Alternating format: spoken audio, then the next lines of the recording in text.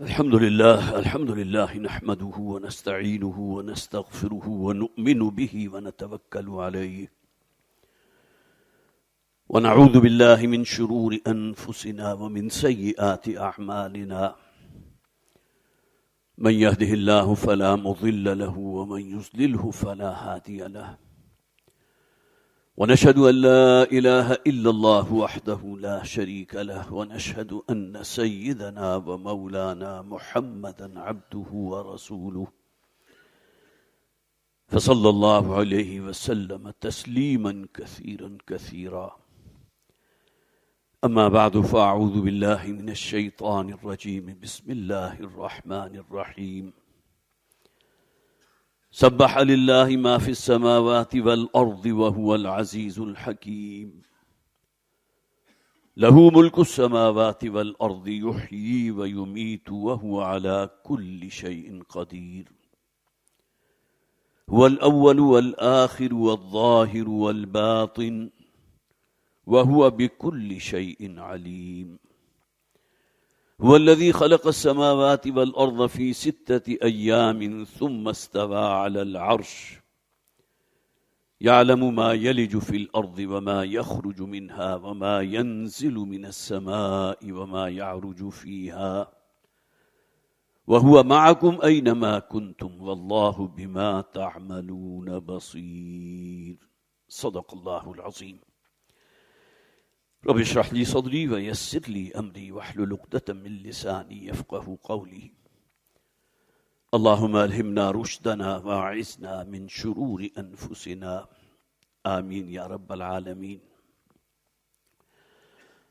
حضرات، پچھلی مرتبہ سورہ حدید کی ابتدائی 2 آیات ہم نے پڑھی تھیں اور چند باتیں جو اس سورہ مبارکہ کی جامعیت پر بڑی دلیل ہیں ان کا ذکر کیا تھا۔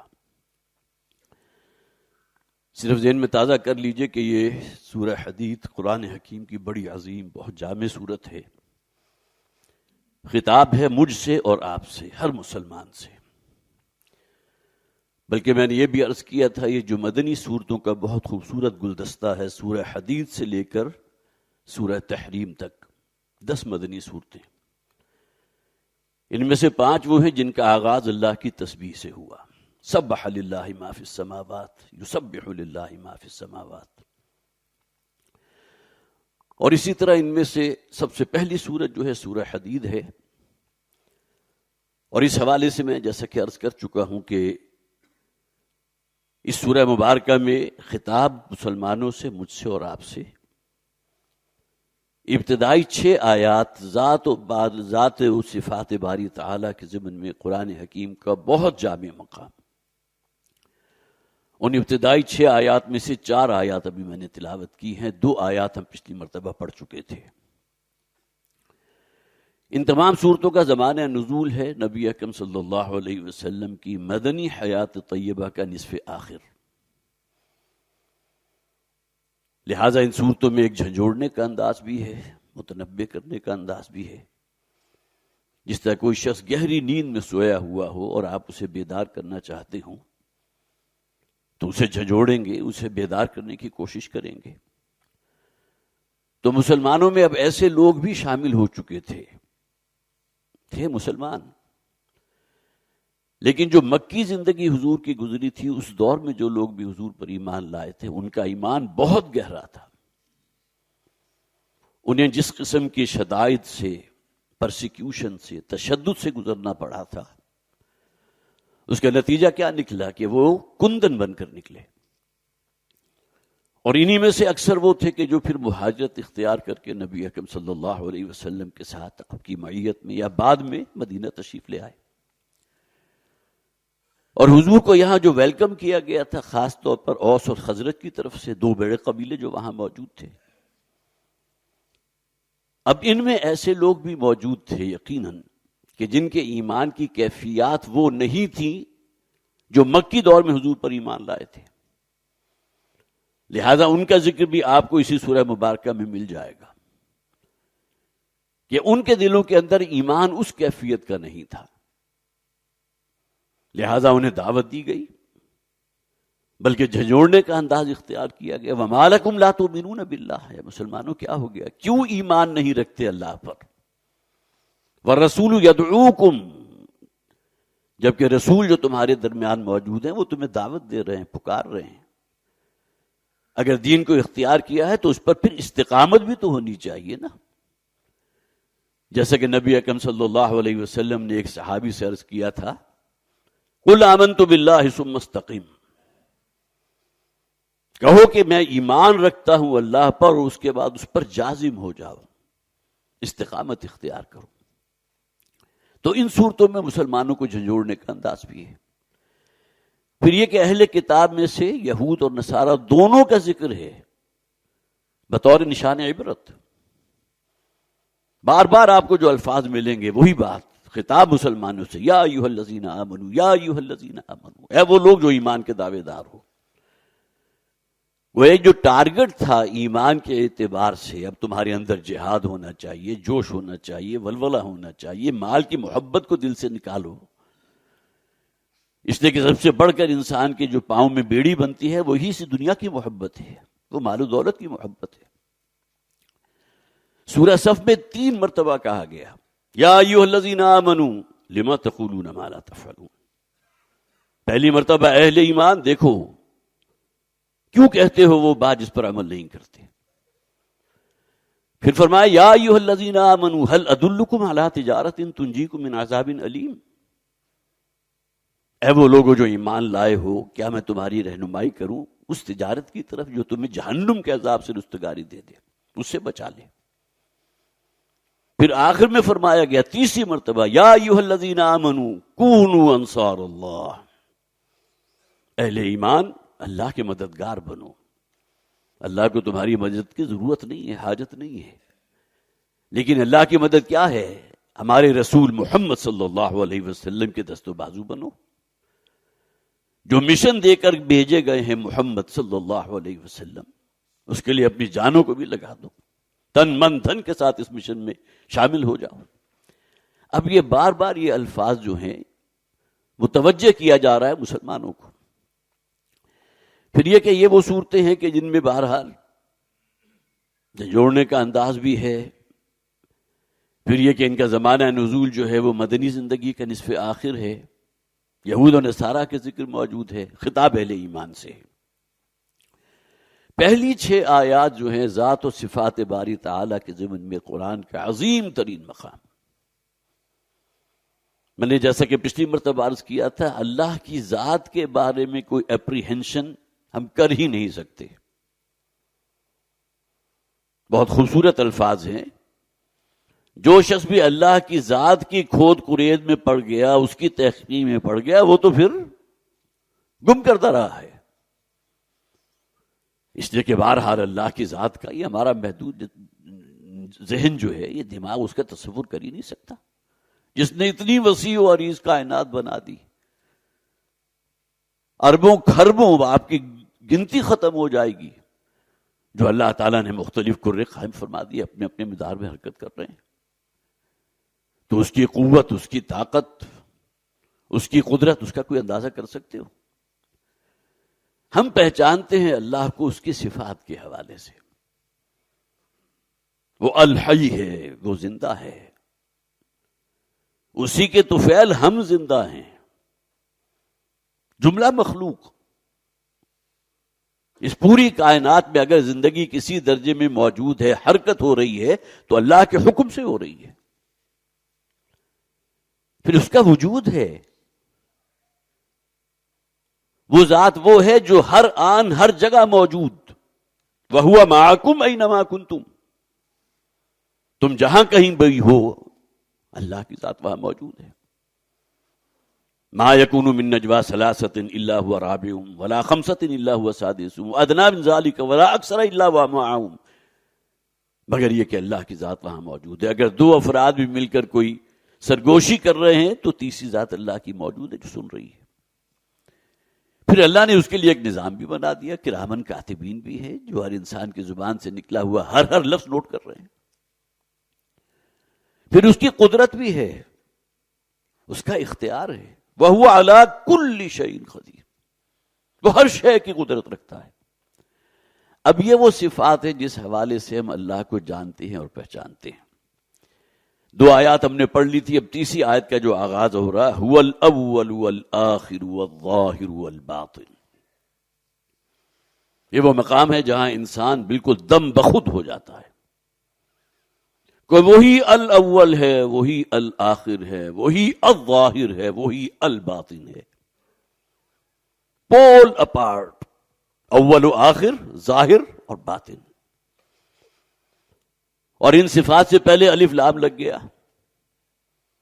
اس سے آگے بڑھ کر آپ کو تصور کر ہی نہیں سکتے۔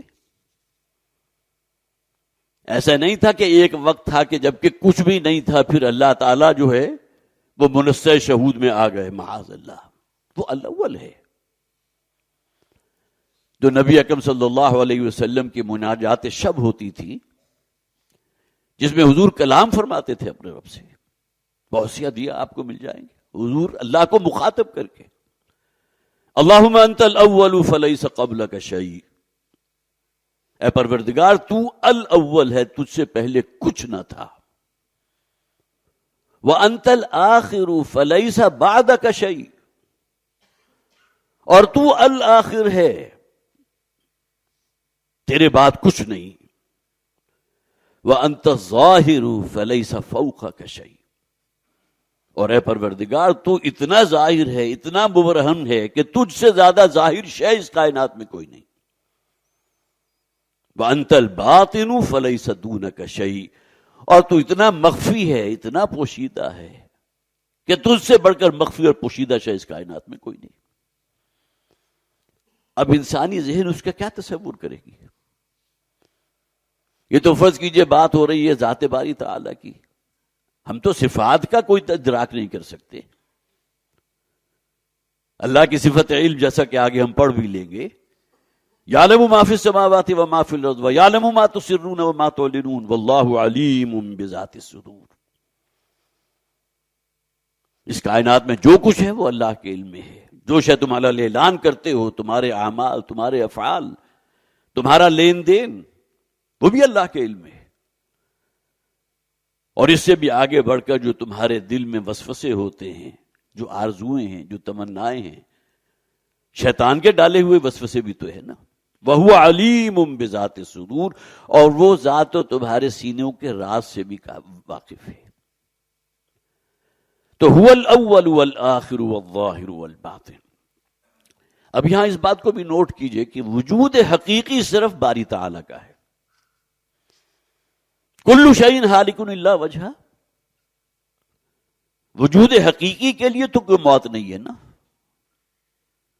الحی ہے، القیوم ہے، وہ زندہ ہے، اور اس کو زندگی عطا کرنے والی کوئی اور ہستی نہیں تھی۔ وہی بات ہمارا ذہن اس کا تحمل کر ہی نہیں سکتا۔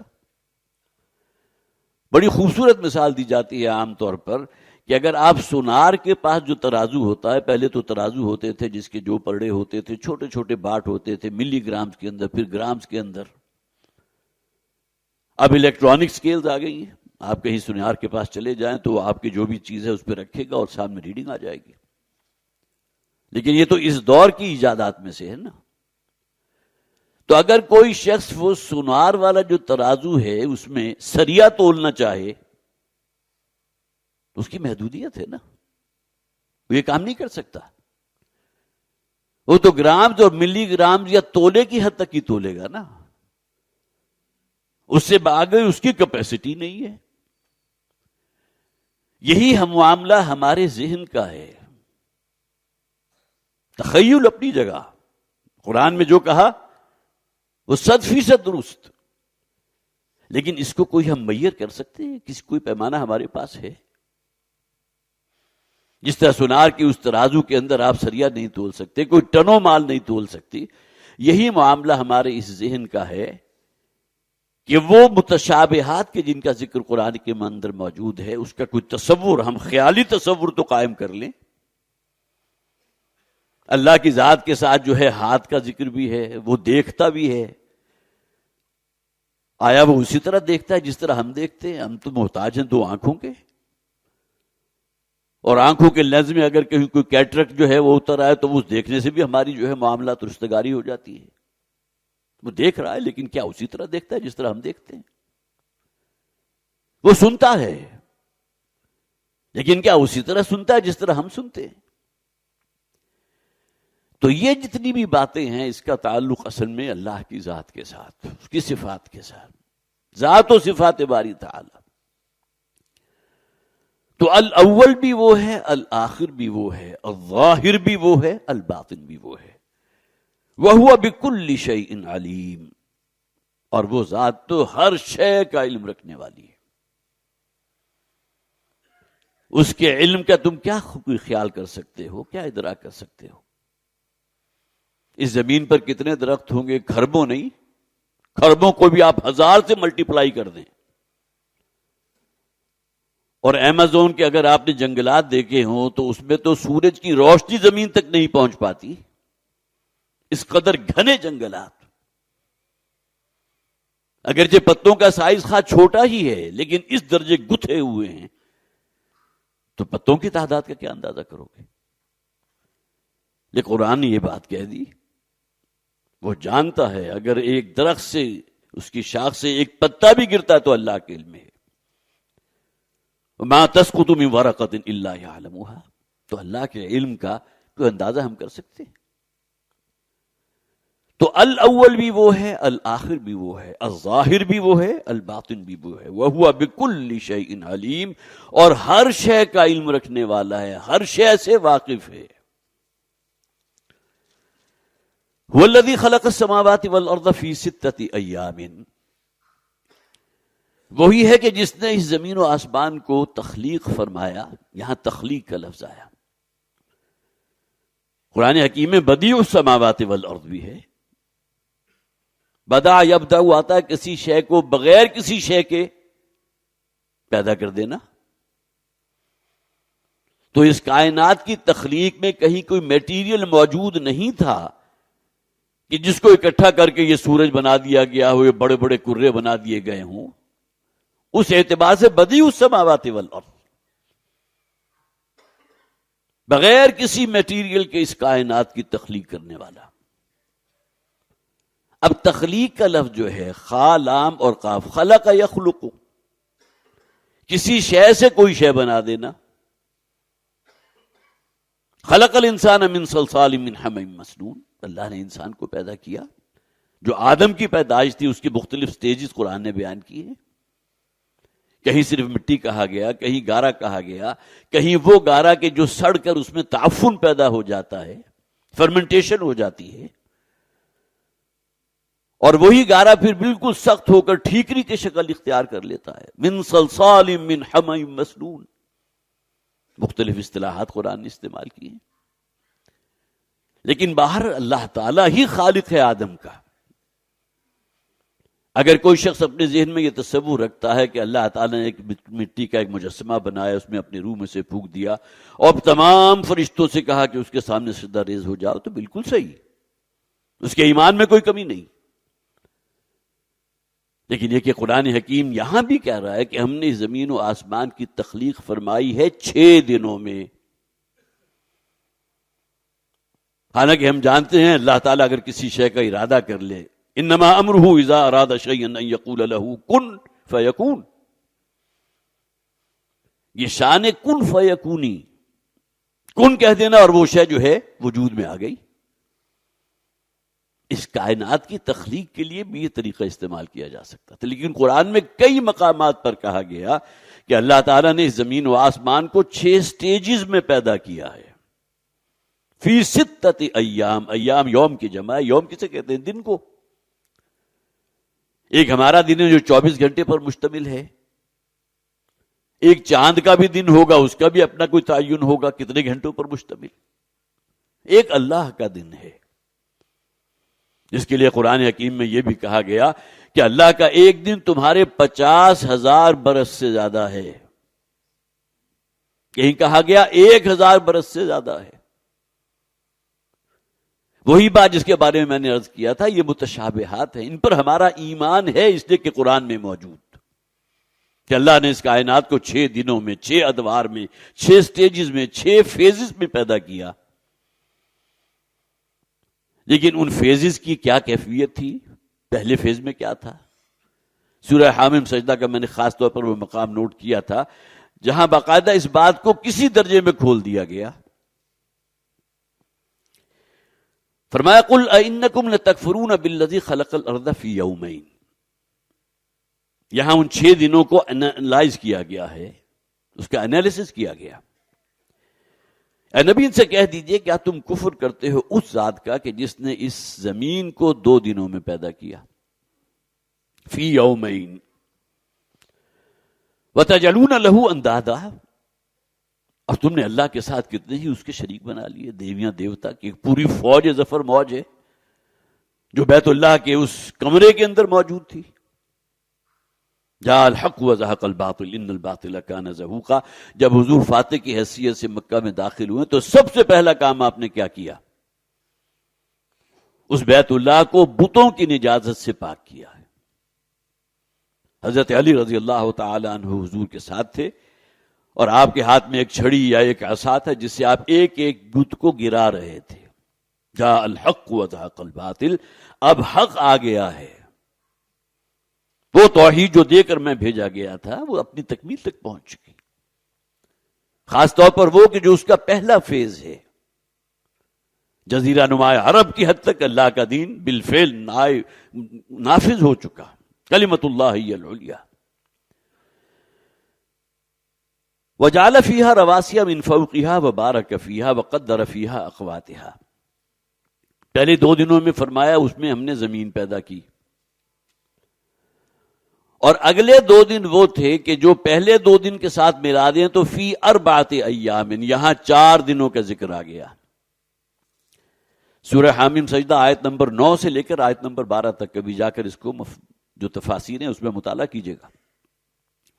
وجعل فیہا رواسیا من فوقہا، اور اس کے بعد اس زمین میں جسے اللہ نے 2 دنوں میں تخلیق فرمایا تھا، وہ دن کتنے تھے اس کا کوئی تصور ہم کر ہی نہیں سکتے.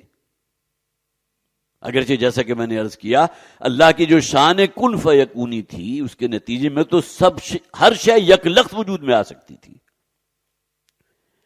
پھر زمین کے اندر جو قوت نمو رکھی ہے وبارک فیہا، اور اس میں جو برکتیں دی ہیں، پانی پڑتا ہے زمین زندہ ہو جاتی ہے، تمہارے لیے فصلیں، لہلہاتی ہوئی فصلیں اللہ تعالیٰ اسی زمین کے ذریعے تمہیں پہنچا دیتا ہے.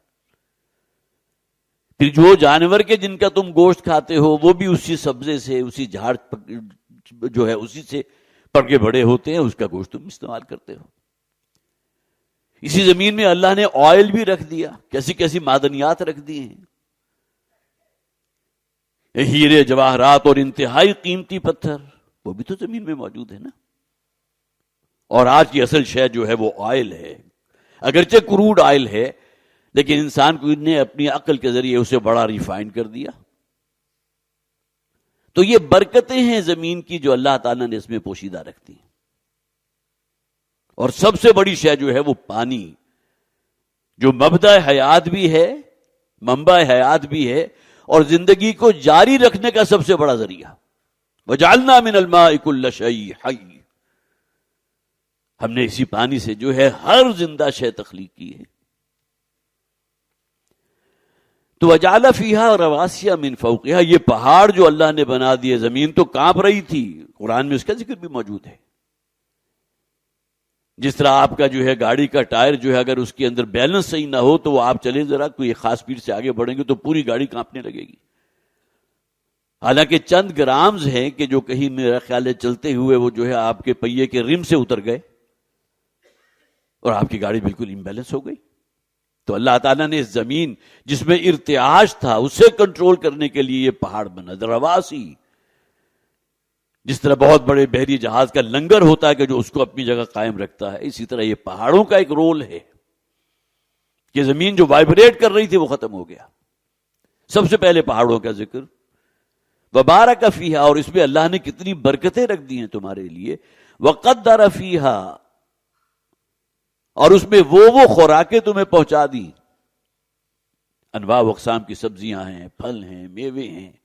پھر پانی آپ ہی زمین سے حاصل کر رہے ہیں، جن جانوروں کا گوشت آپ استعمال کر رہے ہیں وہ بھی گویا کہ پل کر اسی جو زمین کی جتنی چیزیں تھیں اسی سے پڑھ کر آگے بڑھے ہیں۔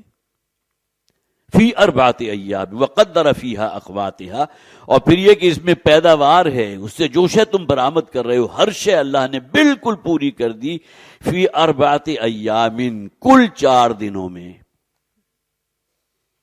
2 دن کا ذکر آیا زمین کی تخلیق کے ساتھ، اور زمین میں جو برکتیں اللہ نے رکھ دی ہیں 2 دن اس میں آ گئے، فی اربعۃ ایام، یہ کل 4 دن ہو گئے۔ ثم استوى الى السماء وهي دخان، اور اس کے بعد اللہ تعالیٰ نے یہ آسمان جو ہے گویا کہ او طویل و عریض کائنات، اس کا رخ کیا، اس کی طرف متوجہ ہوا، اور پھر اس نے وہ جو دھواں تھا، قرآن یہ کہتا ہے کہ اس کائنات کی تخلیق سے پہلے ہی پوری کائنات دھوئیں کی شکل میں تھا۔ سورہ دخان اسی قرآن حکیم میں موجود ہے، وَهِيَ دُخَانٌ فَقَالَ لَهَا وَلِلْأَرْضِ ائْتِيَا طَوْعًا أَوْ كَرْهًا، اور پھر اللہ تعالیٰ نے اس آسمان کو بھی پوری طرح تسویہ فرما دیا، اسے بھی حکم دیا، اور زمین اور اس کے جتنی بھی پیداوار تو سب کو پابند کر دیا، طوعا وکرہا، اپنے حکم کا، خواہ دلی آمادگی کے ساتھ ہو خواہ جبرن ہو۔ قالت آتینا طاعین، تو دونوں نے کہا کہ ہم تیری فرما برداری اختیار کرنے والے۔ اس کائنات کی تخلیق کا ذکر ہو رہا ہے۔ سرکشی اور بغاوت کرنے والی تو ایک ہی مخلوق ہے، انسان، یا اس پر ایڈ کر لی تو جنات، باقی تو پوری کائنات اللہ کے قبضہ کنٹرول میں ہے۔ فَقَضَاهُنَّ 7 سَمَاوَاتٍ فِي يَوْمَيْنِ، پھر آ گیا، پھر اللہ تعالیٰ نے یہ 7 آسمان تہ بر تہ، یہ بھی متشابہات میں سے، ہم تو ابھی پہلی آسمان کی جو ہے نچلی سطح وہاں تک نہیں پہنچ سکے، لیکن حدیث میں ذکر موجود ہے کہ 500 سال کی مسافت، یہ اتنی تعداد جو ہے 500، یہ کثرت کے لیے ہوتی ہے کہ 500 سال کی مسافت پر پہلا آسمان ہے، اور وہ آسمان کتنا دبیز ہے اور کتنا موٹا ہے، 500 سال جو ہے اس میں لگیں گے اس کی دبازت ختم ہونے میں، پھر 500 سال، پھر دوسرا آسمان۔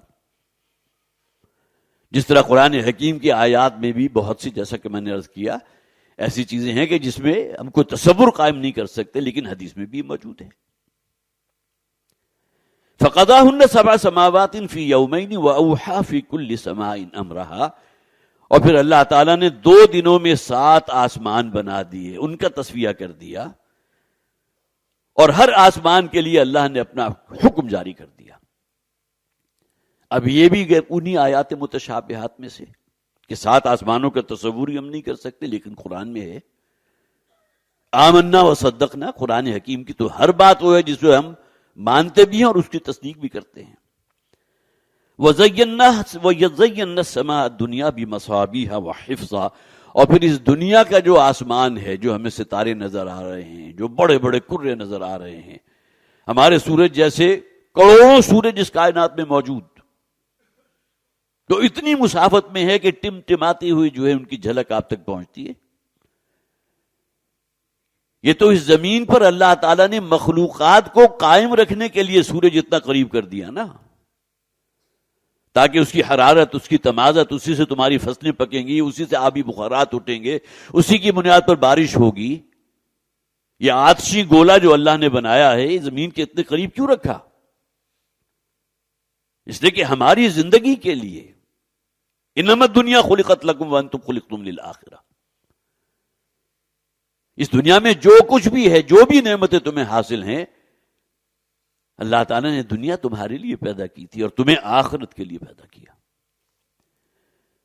تو آخری 2 دن جو ہے اس کے بارے میں فرما دیا، فَقَضَاهُنَّ 7 سَمَاوَاتٍ فِي يَوْمَيْنِ، اور اس کے بعد 7 آسمان اللہ نے تخلیق فرمائے 2 دنوں میں، وَأَوْحَىٰ فِي كُلِّ سَمَاءٍ أَمْرَهَا، اور ہر آسمان کے لیے اللہ نے اپنا حکم جاری کر دیا، وَزَيَّنَّا السَّمَاءَ الدُّنْيَا بِمَصَابِيحَ، اور یہ دنیا جس میں تم رہتے ہو، یہ زمین، اس کے قریب ترین کا جو آسمان تھا اس کو اللہ نے مزین کر دیا چراغوں سے۔ رات کے وقت کبھی آپ دیکھیے، اگر مطلع صاف ہو، کوئی گرد و غبار نہ ہو، اب تو ہم نے اپنے ہاتھوں جو ہے اس نے کچھ پولوشن پیدا کر دی ہے کہ کرسٹل کلیئر آسمان آپ دیکھ ہی نہیں سکتے۔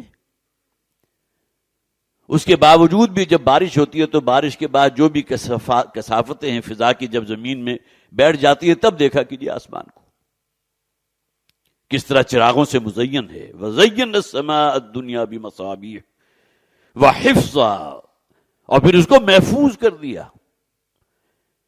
بارہا آپ نے سنا ہوگا کہ اجرام فلکی میں سے کوئی ثاقب جو ہے وہ زمین کا رخ کر رہا ہے، اور اتنا بڑا ہے کہ اگر وہ کہیں زمین سے ٹکرا گیا تو یہاں کوئی چیز نہیں بچے گی.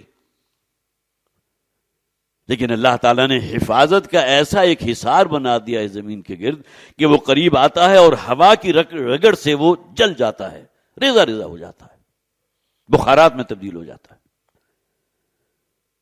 اور جو ہمارے اس معاملے میں تحقیقات کرنے والے ہیں وہ کوئی ایک آدھا واقعہ نہیں ہے، ہزاروں کی تعداد میں شہابی یا شہاب ثاقب زمین کا رخ کرتے ہیں. وحفظا، اللہ نے زمین کی حفاظت کا انتظام کیا. کیا ہم میں سے کوئی شخص ہے کہ جو اس کی حفاظت کر سکتا ہے اس پیمانے پر؟ ذالک تقدیر العزیز العلیم، یہ ہے اس ذات کی العزیز العلیم، زبردست، بڑی طاقت اور قوت والا. تو فرمایا هو الذی خلق السماوات والارض، یہ سورہ حامیم سجدہ کی 4 آیات ہیں، آیت نمبر 9 سے لے کر آیت نمبر 12 تک 3 آیات جو میں نے آپ کو ابھی پڑھ کر سنائی ہیں. والذی خلق السماوات والارض فی 6 ایام، وہی ہے جس نے زمین و آسمان کو 6 دنوں میں پیدا کیا. اس کی تفصیل سورہ حامیم سجدہ میں. ثم استوى علی العرش، اور اس کے بعد وہ متمکن ہو گیا عرش پر. جو شے اس نے تخلیق کی اس کو پابند کر دیا اپنے حکم کا. کوئی کرہ اپنے مدار سے 1 ملی میٹر ادھر سے ادھر نہیں ہو سکتا. وہ کون سی فورس ہے کہ جس نے اس کو پابند کر رکھا ہے اپنے مدار کا؟ زمین کی ایک گردش اپنے محور کے گرد گھوم رہی ہے، 24 گھنٹے میں ایک چکر پورا ہوتا ہے. دن اور رات کا نظام،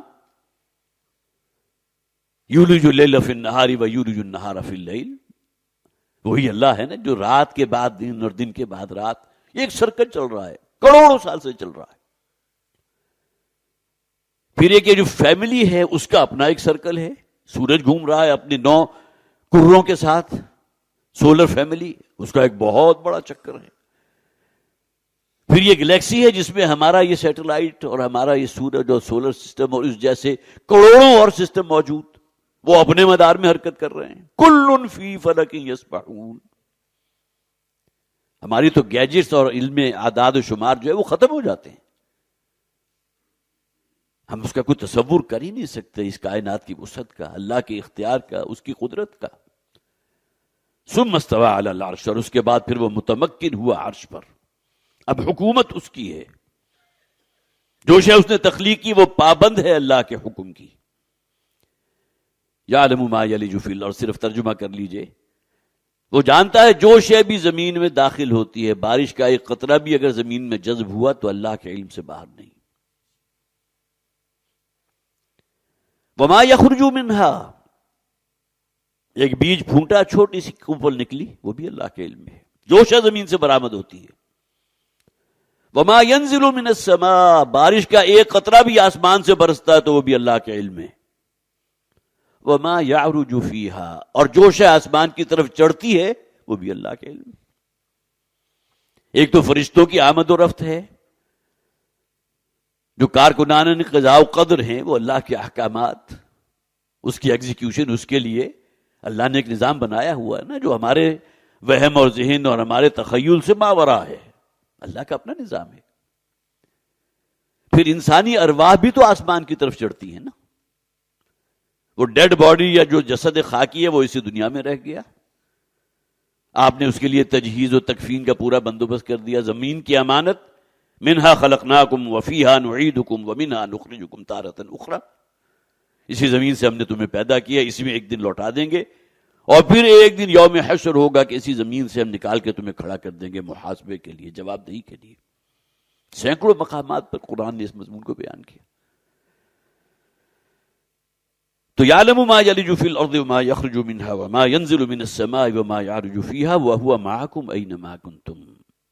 اور دیکھو تم جہاں کہیں ہو وہ اللہ وہاں موجود ہوتا ہے، تمہارے ساتھ ہے. جو سورہ قاف میں فرمایا گیا نحن اقرب الیہ من حبل الورید، ہم ہر انسان سے اس کی رگ جان سے بھی زیادہ قریب ہوتے ہیں. واللہ بما تعملون بصیر، اور جو کچھ تم کرتے ہو اللہ تعالیٰ اسے دیکھ رہا ہے. اب یہ احساس اگر انسان کے اوپر مسلط ہو جائے کہ میرا رب مجھے دیکھ رہا ہے، تو اس شخص کی کیفیت کیا ہوگی؟ یہ باتیں عقیدے اور ایک جیسے آپ کہیے کہ صرف معلومات کی حد تک تو ہمارے ذہن میں موجود ہیں، لیکن ان باتوں کے اوپر پورا یقین انسان کو حاصل ہو جائے تو پھر تو وہ معاملہ ہے جسے کہا گیا قرآن حکیم میں الا ان اولیاء اللہ لا خوف علیہم ولا هم یحزنون. یہ ہوتے ہیں اللہ کے ولی جنہیں ہر درجے ہر لمحے انہیں احساس رہتا ہے میں اپنے رب کی نگاہ میں ہوں. واللہ بصیر بما تعملون، واللہ بما تعملون بصیر، اور جو کچھ تم کرتے ہو اللہ تعالیٰ اسے دیکھ رہا ہے. یہاں یہ 4 آیات ہیں کہ جس کا ترجمہ یا بہت ہی اختصار کے ساتھ کچھ تشریح میں نے آپ کے سامنے رکھی. اللہ تعالیٰ ہمیں قرآن حکیم کو سمجھنے کی، اس پر عمل کرنے کی، اس پر غور و فکر کرنے کی توفیق عطا فرمائے.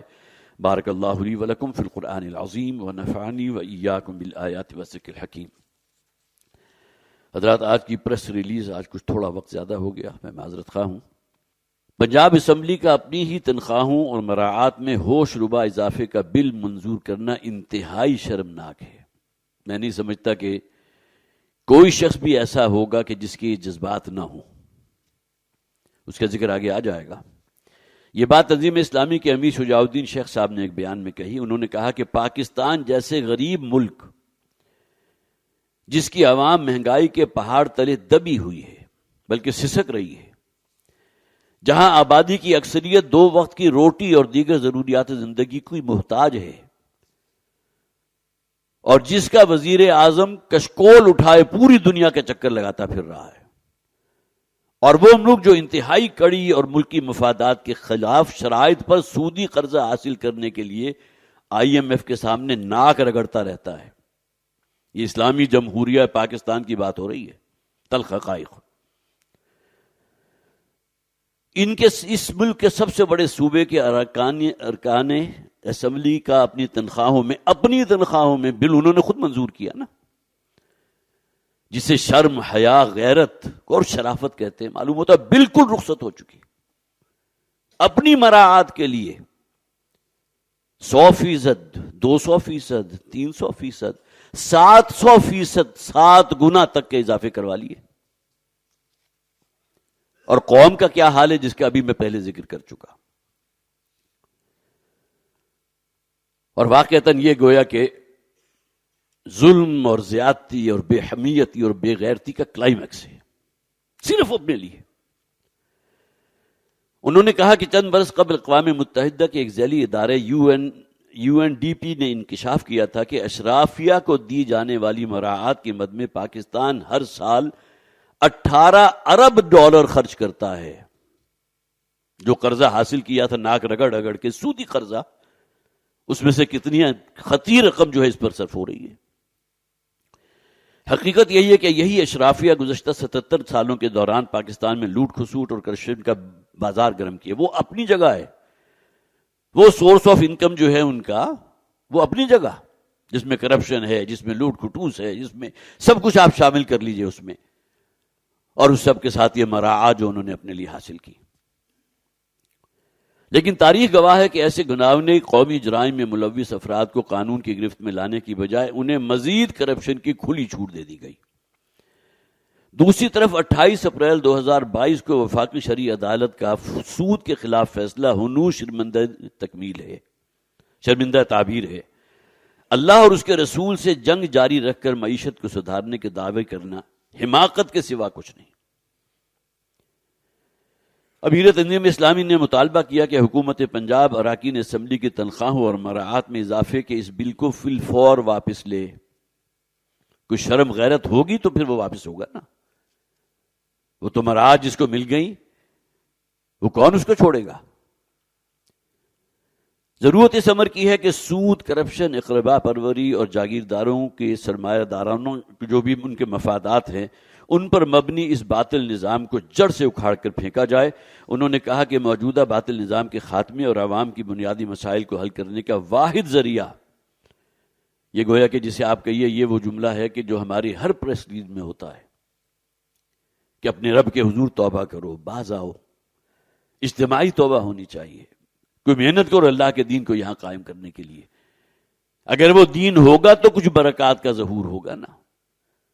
وَلَوْ أَنَّهُمْ أَقَامُوا التَّوْرَاةَ وَالْإِنْجِيلَ لَأَكَلُوا مِنْ فَوْقِهِمْ وَمِنْ تَحْتِ أَرْجُلِهِمْ، اگر انہوں نے تورات اور انجیل میں اللہ کی جو شریعت جو نازل ہوئی تھی اس کو قائم کیا ہوتا تو اپنے قدموں کے نیچے سے بھی اور اپنے اوپر سے بھی اللہ تعالیٰ کی رحمتوں کی بارش ہوتی، زمین بھی اپنے خزانے اگلتی۔